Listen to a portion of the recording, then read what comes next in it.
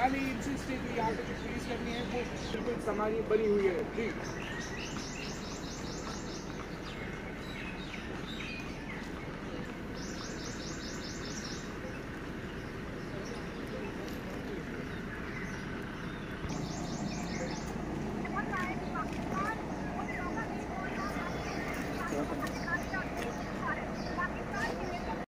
मत